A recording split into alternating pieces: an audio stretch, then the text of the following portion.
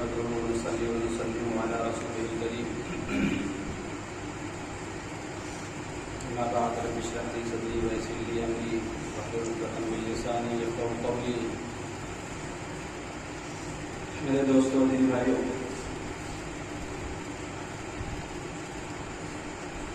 ہر ہفتے نماز کے تعلق سے کچھ نہ کچھ گفتگو ہوتی ہے، لیکن ایک بات ذہن میں ضرور رکھ لیں اور صاف کر لیں کہ اس کا منشا صرف یہ ہے کہ ہماری نمازوں کی اصلاح ہو جائے. باہر آنا جانا بہت ہوا ہے، بہت زیادہ تو نہیں لیکن ہوا ہے. بہت غور کیا میں نے اپنے قصبے میں، اپنی مقام پر اور باہر سفر میں رہ کر نمازوں کی تعلیم دینے والے بہت ملے، نمازوں کی اصلاح کرنے والے بہت کم نظر آئے، جبکہ نظر ہی نہیں آئے. نماز کو پڑھو اور ظاہر سی بات ہے کہ اکثریت بگڑ چکی ہو. نمازیوں کی تعداد تو تھوڑی سی، ان تھوڑے میں نماز کو صحیح طریقے پر پڑھنے والوں کی تعداد بہت تھوڑی رہ گئی. 100 میں 10 تو یہی ہے، پھر ان 10 میں 10% ان کو نکالو. اچھا ایک وقت آئے گا قیامت کے قریب، حضور پاک صلی اللہ علیہ وسلم نے فرمایا تھا کہ بڑی بڑی جماعت ہوگی اور پوری جماعت میں ایک بھی خشوع خضوع والا نہیں ہوگا. اللہ ہم سب کی حفاظت فرمائے اور ہم سب کو فکروں کے ساتھ، دھیان کے ساتھ نماز پڑھنے کی توفیق عطا فرمائے. میں وہی پرانی بات ہے پھر عرض کر دیتا ہوں کہ بار بار کہنے کے بعد بھی ابھی نیت کرنے کا جو سلیقہ تھا، نیت کرنے کا جو رخ ہے وہ صحیح نہیں. اب میری ذمہ داری کہہ لیں یا مجبوری کہہ لیں، بہت سے لوگوں کو میں دیکھتا ہوں آج بھی ایسے نیت کرتے ہیں. آج بھی مجھے فکر ادھر ادھر ہے، کیوں کرتے ہو؟ مطلب اچھا جب میں نے اور ذرا سا غور کیا تو لگتا ہے کہ انہیں پتہ ہی نہیں کہ میرا ہاتھ ہے کہاں. یہ ہماری نماز ہے، کیونکہ بار بار نہیں، جب تک کہ ضرورت ہماری ہے نا، جب تک کہ پوری نہ ہو جائے تب تک بات کرتے رہنا چاہیے. لیکن ایک بشارت بشری یہ ہے کہ ہمارا برا نہ مانے نوجوان طبقہ جو ہے اس کے اندر کافی بدلاؤ ہے. اللہ نے قبول فرمائے. جب یہ بوڑھے ہوں تو بعد میں آنے والا نوجوان ان کو دیکھ کر کے اپنی اصلاح کریں گے. یہ فرق میں نے دیکھا ہے. اللہ سب کو دیکھے بتا نوجوان طبقے میں. اسی طریقے سے ایک مضمون میں نے بالکل شروع میں پڑھا کتاب سے، نماز کیسی ہونی چاہیے. کوئی عنوان ہوگا نا ہمارے سامنے. ایک تو نبی کی نماز صحابہ کرام نے دیکھا وہ نماز ہے، لیکن امت میں کوئی ایسا طبقہ ہے جس کی نماز کو ہم پڑھے، اس کو اپنے اندر کوئی حوصلہ پیدا کرے. شاید آپ کو یاد ہو مضمون میں نے پڑھا تھا کہ میں کرسی کا استعمال نہیں کرتا تھا، بھیڑ کم تھی، میں مجبوری پہ کر رہا ہوں. ہم جب دارالعلوم دیوبند میں سبق پڑھ رہے تھے، واقعہ چھوٹا سا بتا دوں، تو حضرت مفتی سعید صاحب شیخ الحدیث حضرت قریب کے رحمۃ اللہ علیہ، عصر کے بعد ان کے دولت خانے کا تشریف لے گئے. تو ہم لوگ گئے تو حضرت تشریف فرما تھے. تو ایک لڑکا ہمارے ساتھ 12 بنی تھا، نام یاد نہیں. اس نے غالباً حضرت سے پوچھا تھا کہ حضرت ہم لوگ کتاب پڑھتے ہیں، حدیثیں ہیں، فقہ کی کتابیں ہیں، نیچے بیٹھتے ہیں، فرش بچھا ہوا ہے، بینچ دکھائی لگی ہوئی ہے، ہم لوگ بیٹھے ہوئے ہیں، اور آپ جو چوکی پہ وہ اوپر بیٹھتے ہیں، کیا مناسب ہے؟ تو حضرت کہا ٹھیک ہے، کل سے نیچے بیٹھ جاتے ہیں. دکھیں گے اب جب آپ دکھائی نہیں پڑیں گے پھر مزہ نہیں آئے گا. کیا اسی لیے تو بیٹھتے ہوئے خود ہی اعتراض کر رہا ہے. کہہ رہا ہے نیچے بیٹھ جائے تو دیکھیں گے 800-900 لوگوں کا وہ مجمع ہوتا ہے آخری سال کا. تو مجبوری میں یہ میں کہہ رہا ہوں، شوق نہیں مجبوری. کیا کون سا شوق ہے مسئلے. تو مضمون میں نے پڑھا تھا، میں پھر پڑھ رہا ہوں، میرے دل چاہ رہا اگر ہماری تو ہے پڑھ لیں.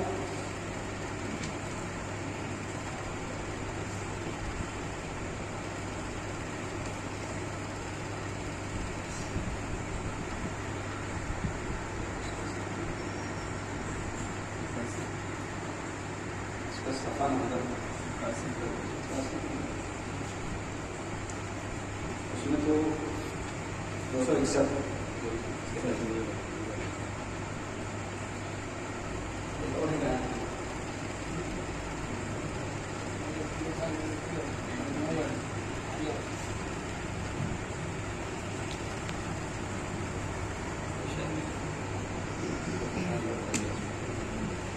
جو کتاب تھی اس کا صفحہ نمبر شروع سے آخر تک ترتیب سے اس میں ہر کتاب کا صفحہ نمبر الگ کر دیا ملے گا پھر اسے ڈھونڈے. دوسری بات یہ ہے کہ ہمارے بعض دوستوں نے عرض کیا کہ کچھ تھوڑا سا مضمون سیرت کے بارے میں ہونا چاہیے. اس کے پہلے تقریباً 3 سال ہو گئے سیرت کے تعلق سے 1 سال کے قریب سیرت کا عنوان بیان کیا گیا تھا اور اس کا کافی نفع ہوا. حضور صلی اللہ علیہ وسلم کی زندگی کا کچھ حصہ ہمارے دل و دماغ میں بیٹھا. آپ کے اوصاف، کمالات، آپ کی خوبیاں ہمارے سامنے آئی. تو ہم نے ارادہ کیا کہ ہر ہفتے تھوڑا سا مضمون کسی واقعے کی شکل میں بیان ہو جایا کرے گا، کیونکہ نبی پاک صلی اللہ علیہ وسلم کی جو سیرت ہے اس سیرت کو بیان کرتے کرتے حق نہیں ادا کیا جا سکتا. ایک بات تو یہ طے ہے نبی پاک صلی اللہ علیہ وسلم کی جو سیرت ہے اس کو بیان کرنے میں نہ تو اس کا حق ادا ہو سکتا ہے اور نہ ہی اس کی لذت ختم ہو سکتی ہے. دونوں باتیں کہتے ہیں. آپ نہیں ساری دنیا بیان کرتے ہیں حق ادا نہیں ہوگا اور جتنی مرتبہ چاہیں گے آپ بیان کرتے رہیں گے اس کی لذت بھی نہیں ختم ہو جائے. تو کچھ نماز کے تعلق بات ہو جائے گی، تھوڑی سی سیرت ہو جائے گی، کچھ ادھر ادھر کی بات تھوڑی سی کر لیں گے. فضول بات نہیں، ادھر ادھر مطلب فضول نہیں ہوتا نا. ادھر کی مسجد ہے ادھر گھر ہے تو ادھر ادھر فضول نہیں ہے. کچھ تیسری بات ہم ایک واقعہ بیان کرتے ہیں. حضرت امیر معاویہ رضی اللہ عنہ فرماتے ہیں کہ ایک مرتبہ ہم لوگ حضور صلی اللہ علیہ وسلم کی مسجد میں بیٹھے ہوئے تھے. ایک صاحب تشریف لائے، سلام کیا. سلام کرنے کے بعد خطاب فرمایا انہوں نے، یا ابن الذبیحین، آپ کا نام اے وہ ذات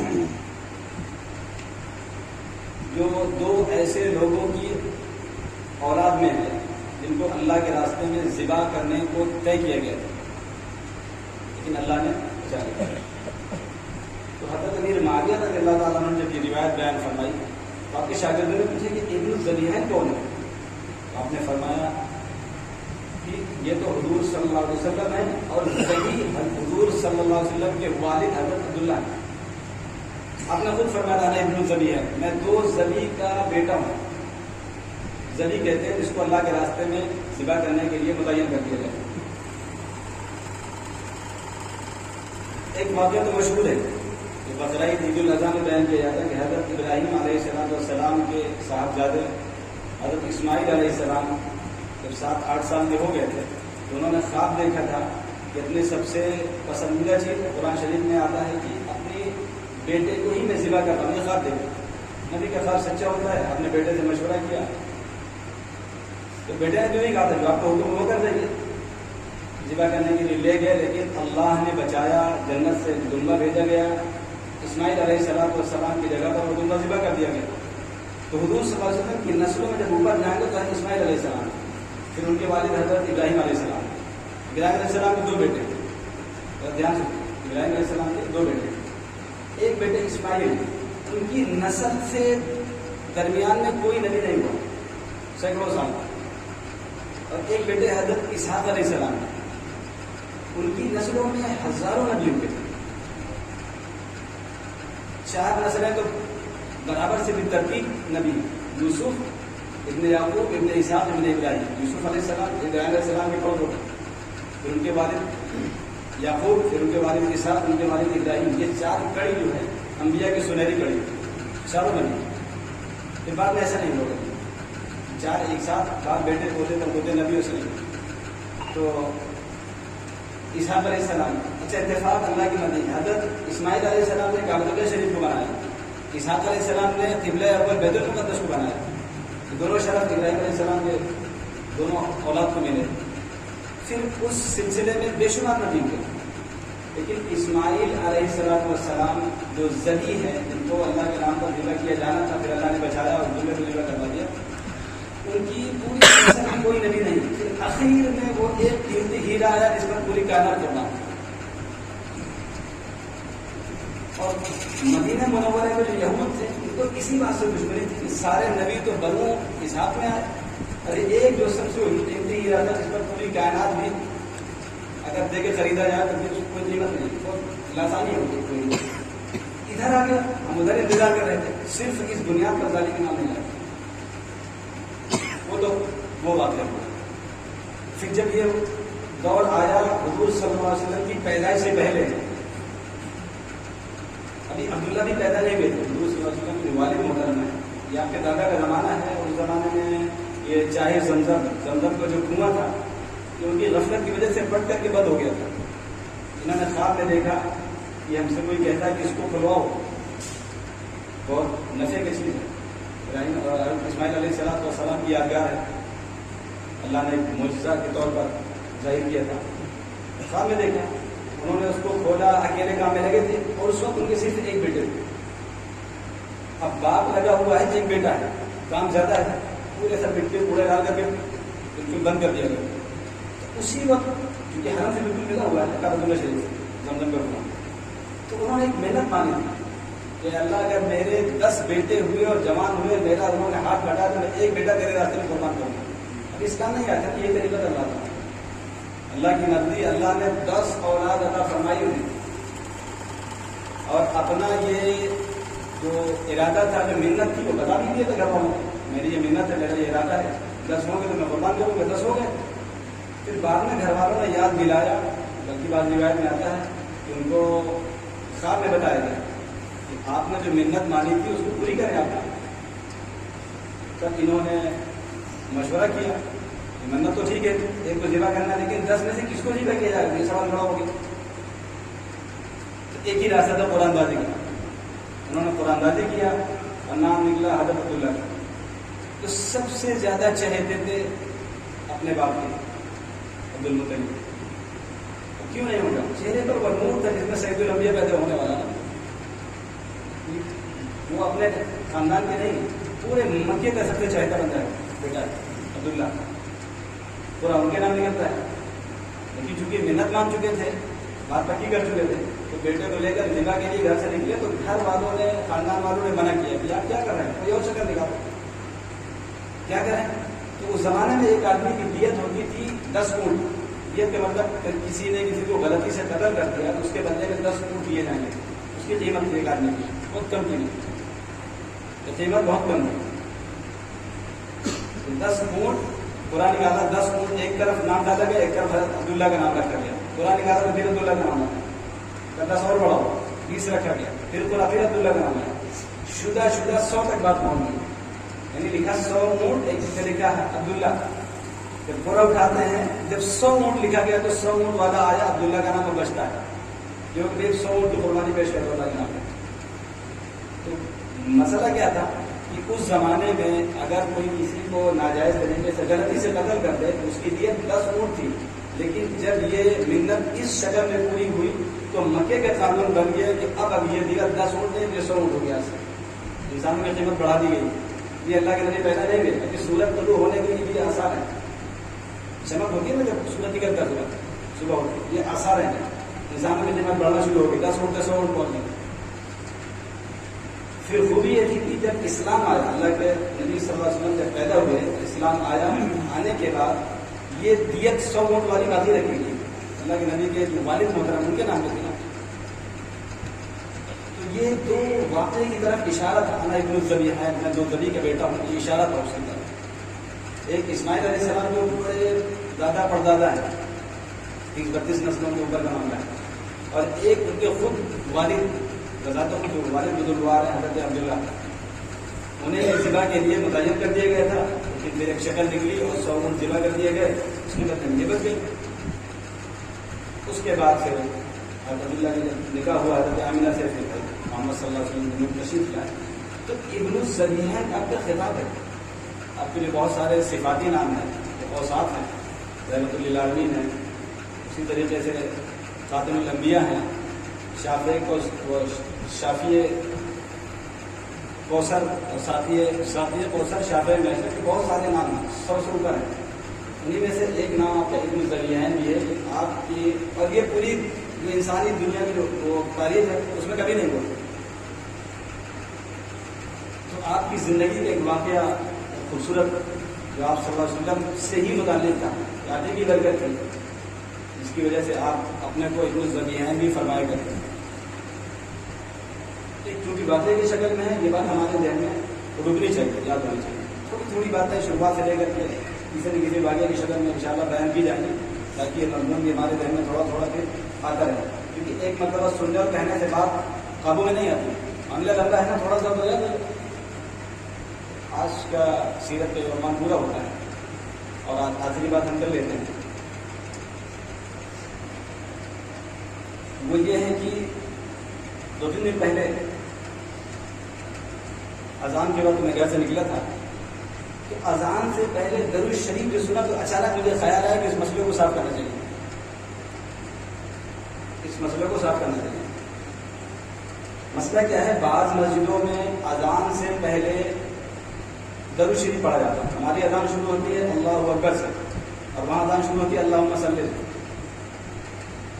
ظاہر سی بات ہے کہ ایک عام آدمی جو ہے اس کے ذہن میں یہ سوال تو پیدا ہوگا نا کہ یہ بدلاؤ فرق کیوں ہے، اور اگر فرق ہے تو بہتر کیا ہے. سوال یہ ہے، تو مسئلہ تھوڑا سا صاف ہو جائے تو اچھا ہے.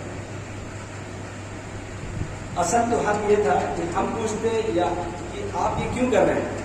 ایک مسئلہ متفق علیہ ہوتا ہے. پوری کائنات، پوری جو اسلامی دنیا جو ہے، مسلمان جو پوری روئے زمین پر بس رہے ہیں، وہ سارے کے سارے نماز پڑھتے ہیں.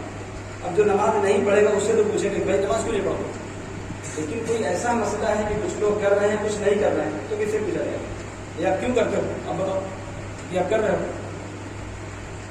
بہرحال آپ پوچھنا ہو تو بات کی بات ہے، لیکن مسئلہ صاف ہونا چاہیے.